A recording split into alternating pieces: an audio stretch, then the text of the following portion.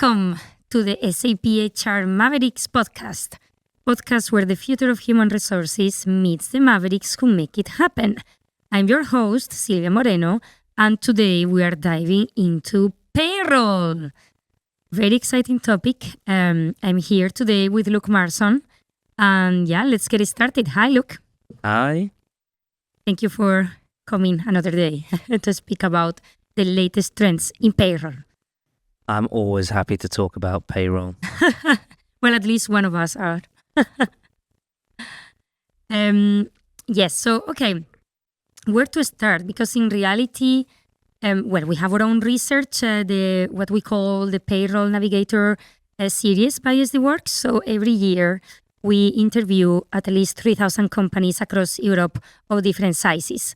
And we get really plenty of insights in the world of payroll, and we try to identify some of the latest trends, what is really relevant in the market. Because of course, payroll is a foundation, is something that in reality, every company needs to have, right? And but still, there is a lot of room for improvement, let's say, and trends moving on. So, Luke, can you maybe elaborate a bit more on the trends? Yeah, sure.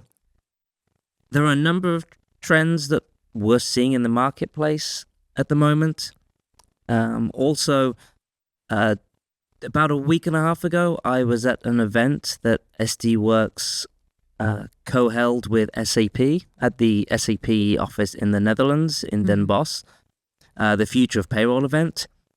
And I sat in the keynote by Simon Humphries from SAP, and he covered a number of trends there, many which align with what we see in our Payroll Navigator as well. But they are very interesting on the way that payroll is evolving at the moment. Okay. So there is the globalization of the payroll function, which is occurring more and more.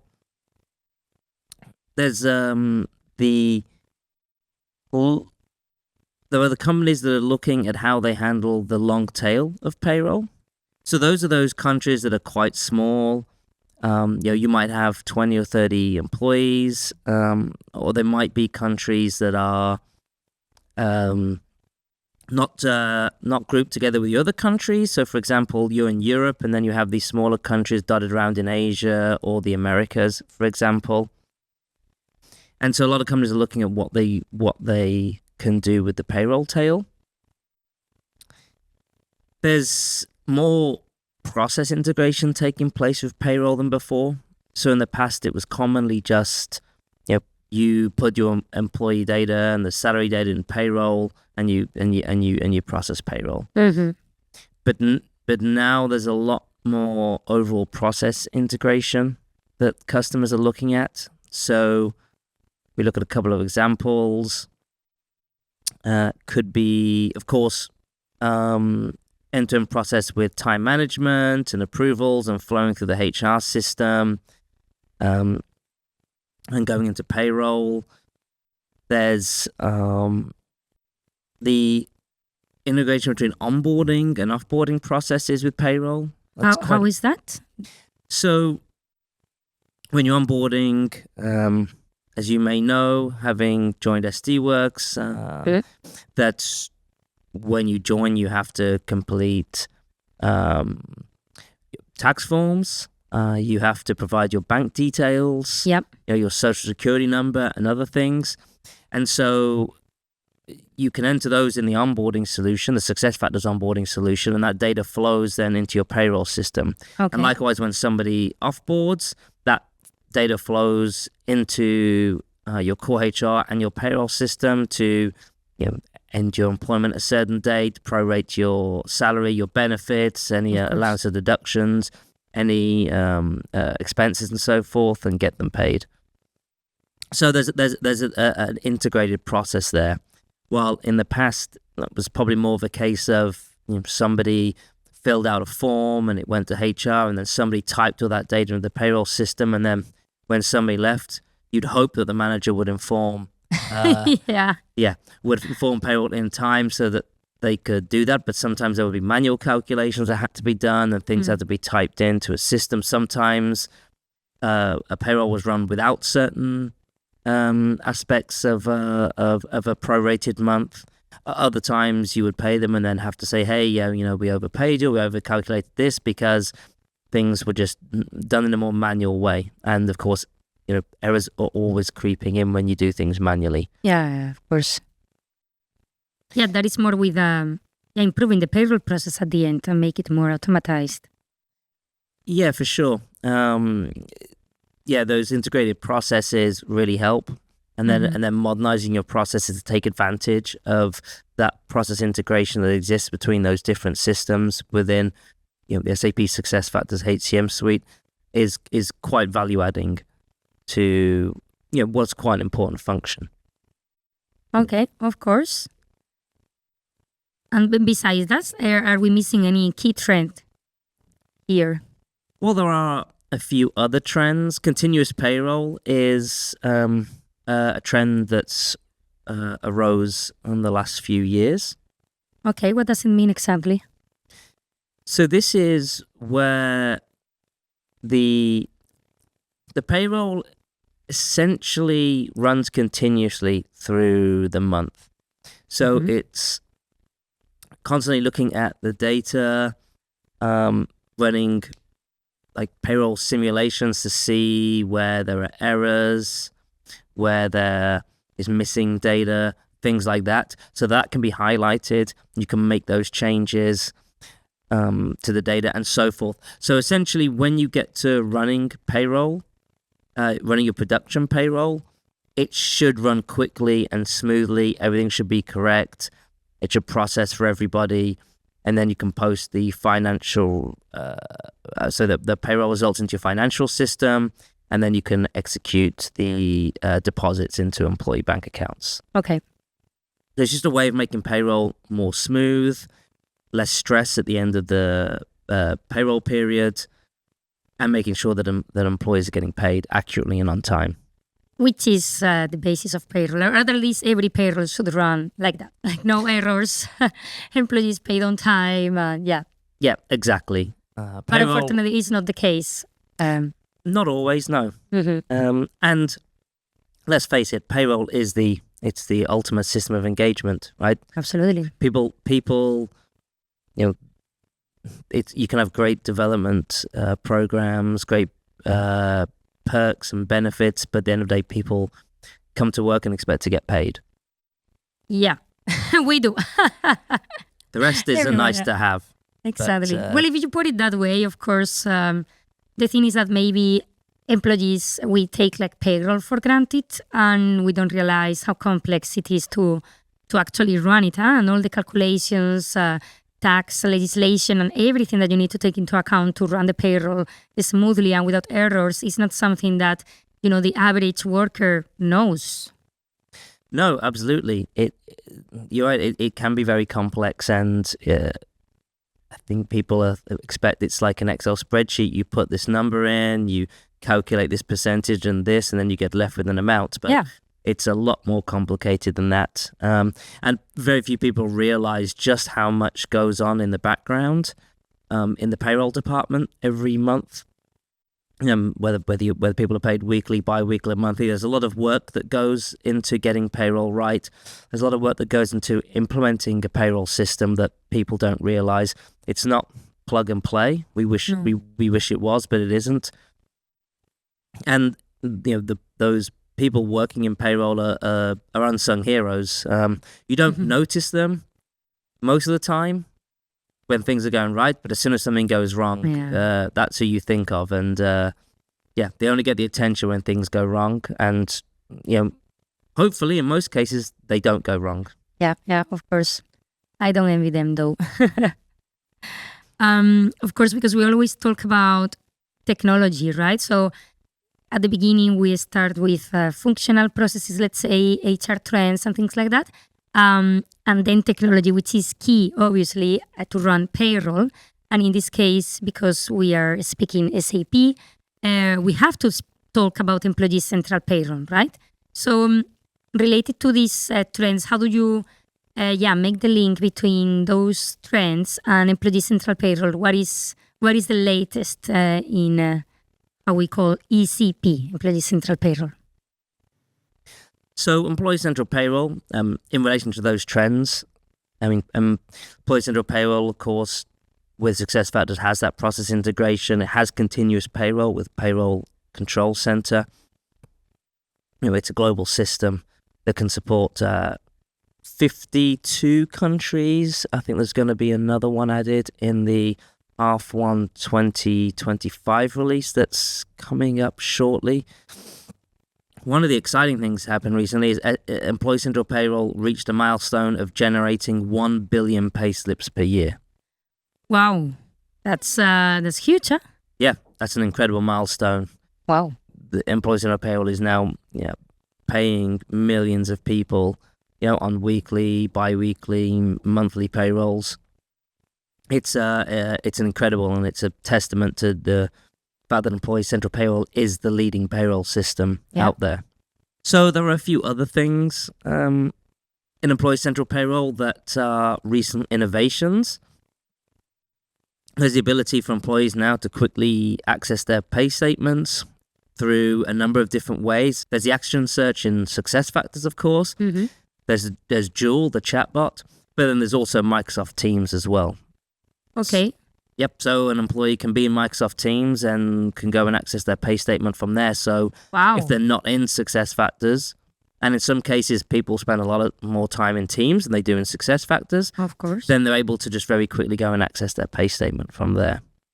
Interesting. It's a kind of, how can we say, like an app that you can embed within Teams. Well, yes, there's a strong integration there between SuccessFactors and Microsoft Teams. There are other capabilities as well for other parts of SuccessFactors.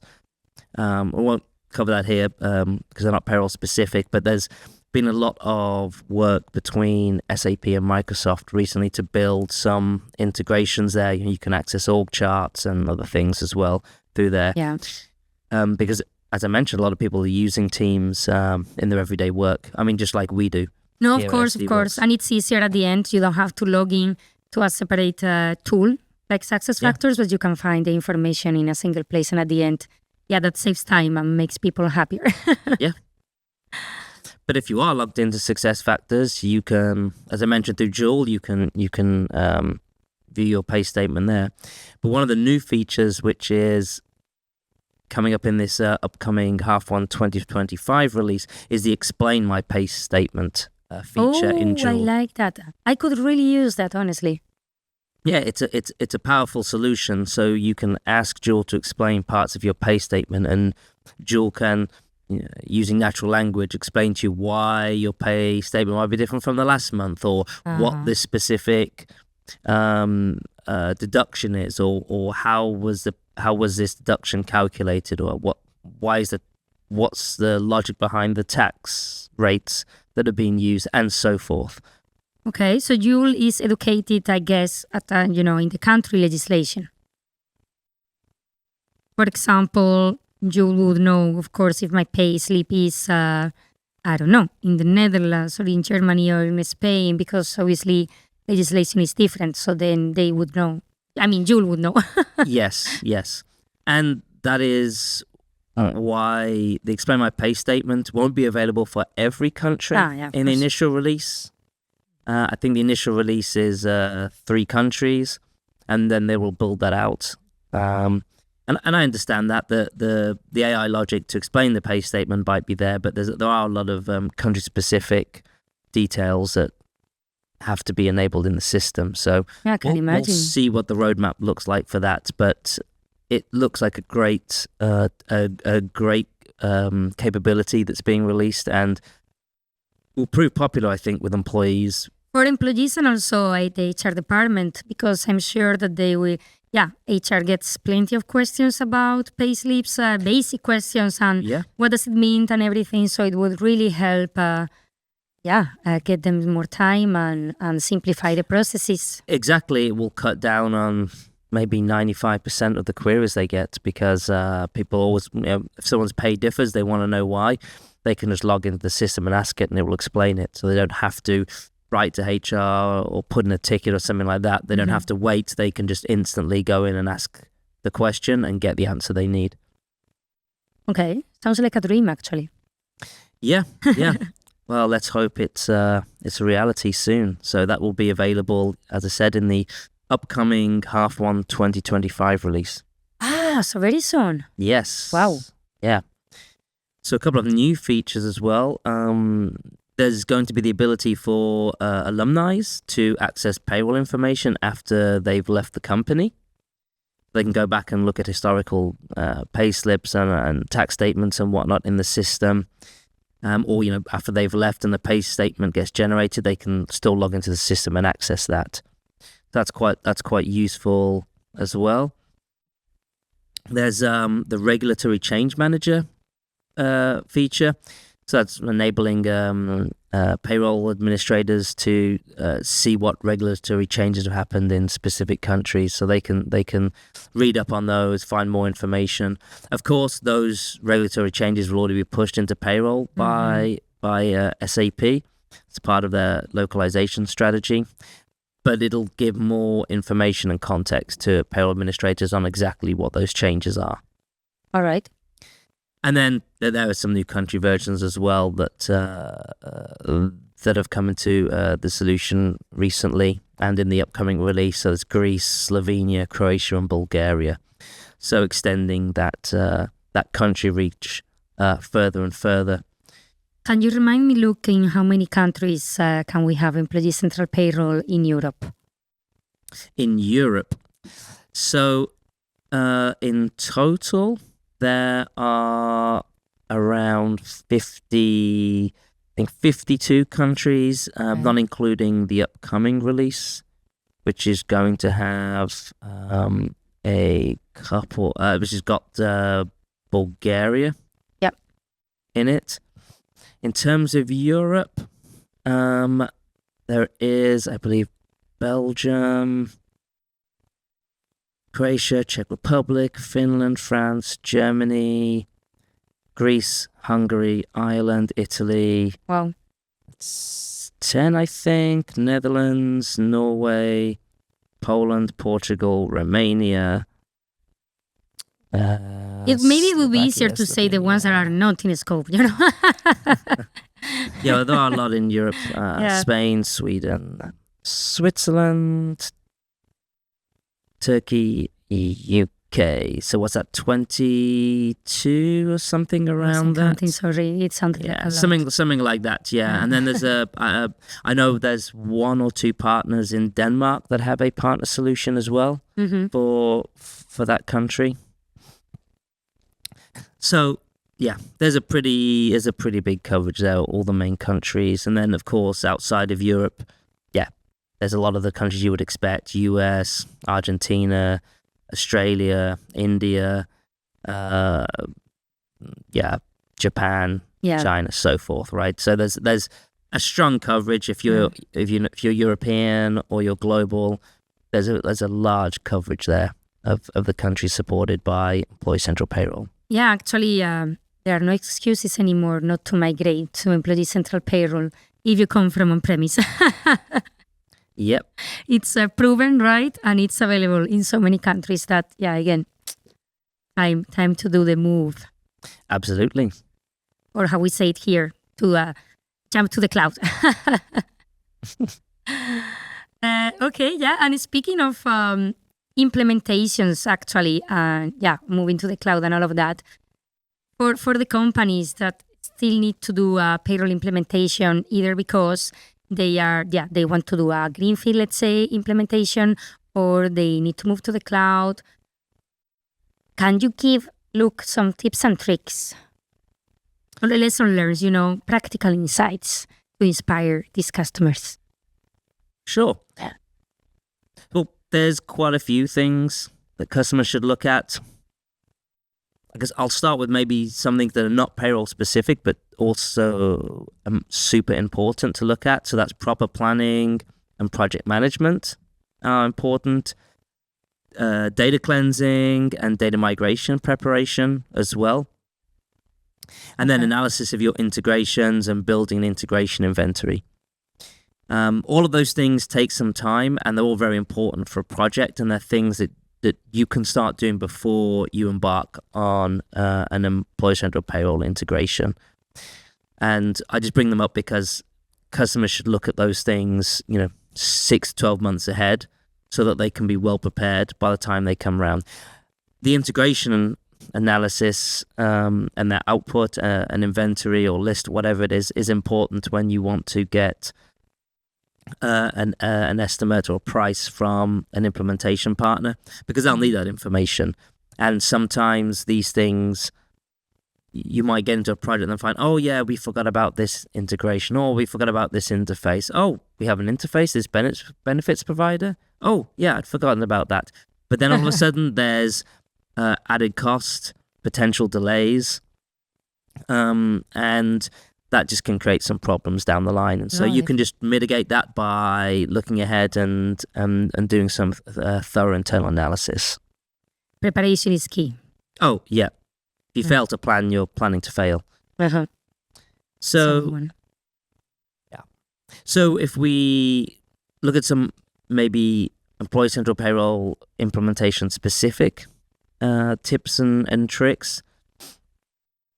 So I think point-to-point integration. So this is where Employee Central and Employee Central Payroll talk to each other. Mm-hmm. There's no middleware or integration, that the two systems talk to each other directly, as you would expect.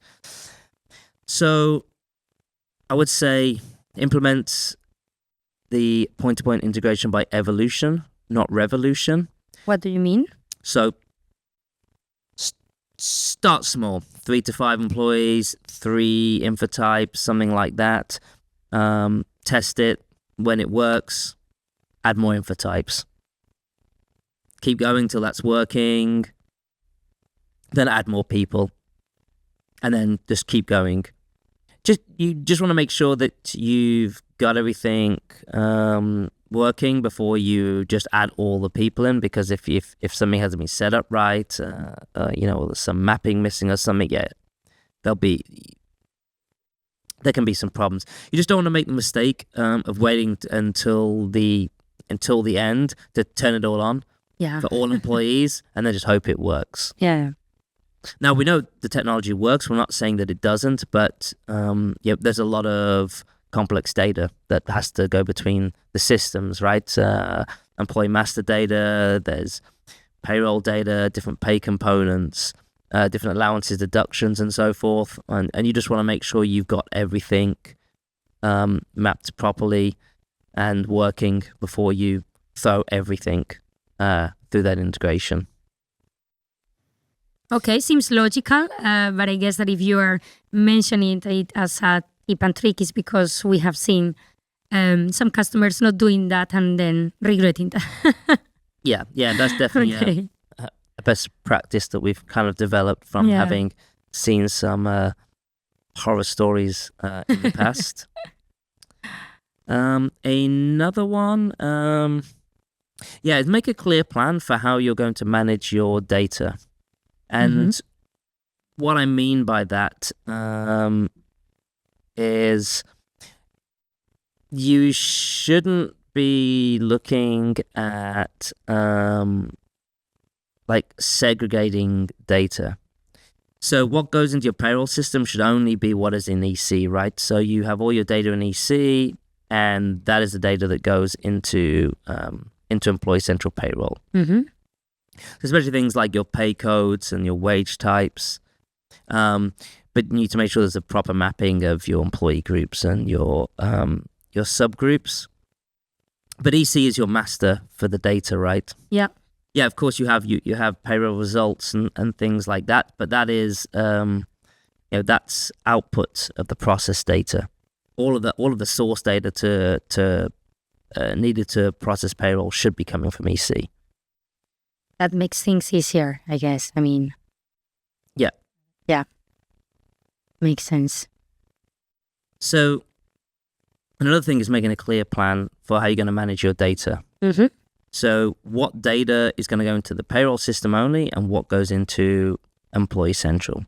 So, Employee Central should host all your master data, employee salary and compensation data, has its sets of pay components, which are related to salary, maybe some allowances and deductions. But then in payroll, there's going to be maybe some payroll-specific wage types, which you don't need in your core HR system, which you don't have to store there. There's no value to that. You need to have them in both systems anyway. So it's just a matter of making sure that you have the right data in the right systems. Now, you're going to have salary pay components in both systems, for example, but there might be a very payroll-specific allowance of some sort, which no one needs to see it in EC. Yep. And so you don't need to then basically maintain to an object in each system. You just have it in the one system. It's just there so you can process payroll. But the maximum, the big majority is going to be on Employee Central. Yes. Yeah, for sure. But there's always some elements of payroll which are just very pay-specific or payroll-specific, and they don't need to be part of the employee's pay information inside of Employee Central.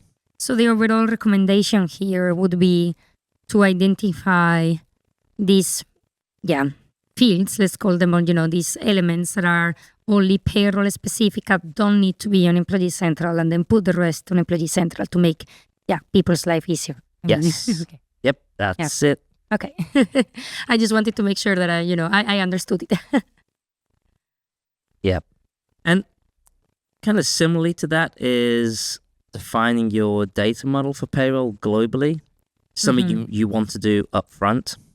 You don't want to start building your payroll data model for one country and then start doing other countries and just hoping for the best for those countries, that it's just going to work on the data model that you've built for one country.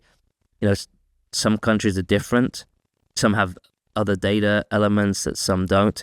And it can just sometimes be a pain to retrofit different data fields and other components of your data model into your global payroll data model. Yeah, actually, I do have a question here, because Europe, especially being very complex, and each country, as we mentioned before, having its own local legislation, how would companies be successful developing a global data model for Europe? I mean, how much can be global, let's say, or European-wide, and how much does it need to be localized? So you can build a global basis inside Employee Central Payroll so that you can basically build your countries on top of each other. You kind of have a framework for your payroll master data, and you can build out, and it's similar to how you do it in EC, that you have your standard master data set, and then underneath that, for each country, you have just your country specific data elements that you need to store for employees, or in this case, that you have to be able to process payroll for those countries. You don't want to build country specific data fields or data elements into your global data model. That creates problems down the line, because you essentially want a global data set and then country specific under that. Yeah. So that those country specifics only apply for the specific countries where you are running payroll.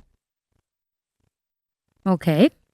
Hope that makes sense. It's a bit abstract to discuss in a podcast. No, of course. Much easier to demonstrate that in an actual system. Yeah. But if you see it, it would probably make a bit more sense than talking about on a podcast. But I think that makes sense. To those who are listening and want a demo, please get in touch. For sure. Well, we'll help you understand visually. I think probably another tip that I would recommend is with regards to reporting.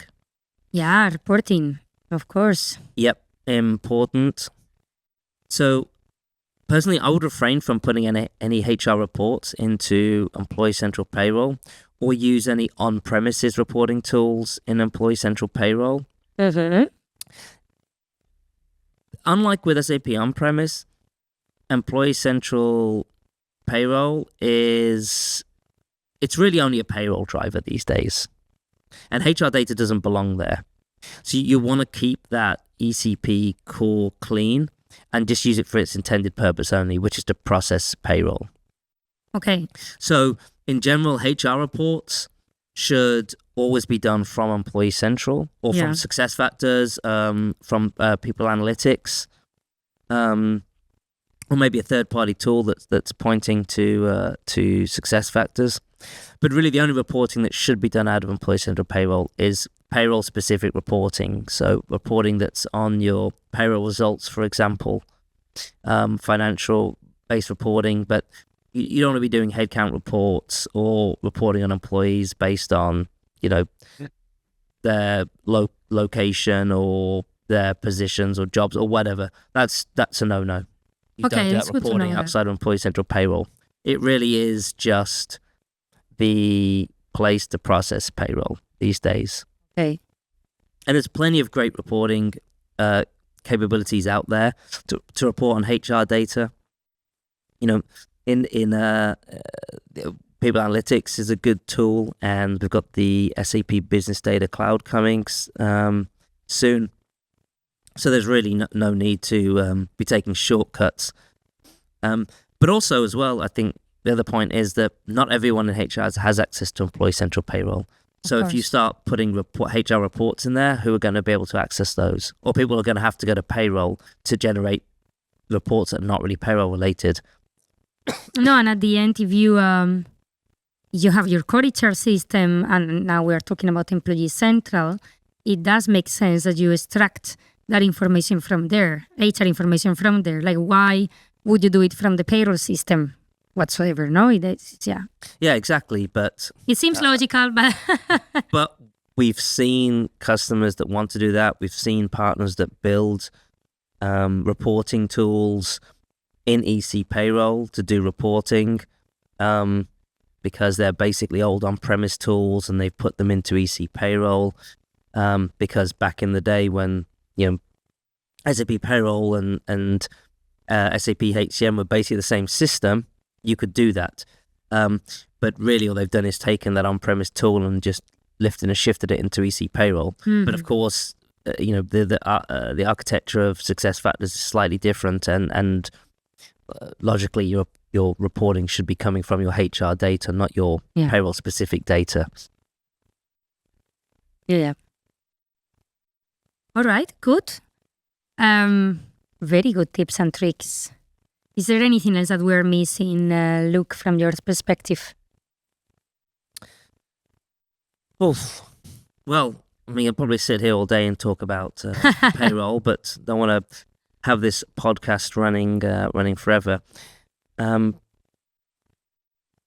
I would say for customers, I would just say to customers that they should plan carefully when they're implementing payroll. If they're migrating from on-premise payroll to Employee Central Payroll, is make sure they're using people with the right experience, they're using the right tools for that migration, and that they have got a well-defined plan for how they're going to move their customizations, enhancements, and so forth from on-premise SAP Payroll to Employee Central Payroll, and make sure that they are well prepared ahead of that project. Okay. I like the conclusion. Preparation, as we mentioned before, is key. And I would maybe add, get a good partner as well, because expertise is is very important, and having the right people, as Luke was mentioning before too, is the key to success.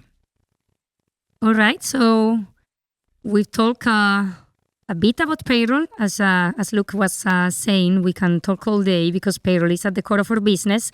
But again, maybe a topic for another discussion. So I would like to close and thank Luke for your time and your expertise and insight. So thank you very much for being here today.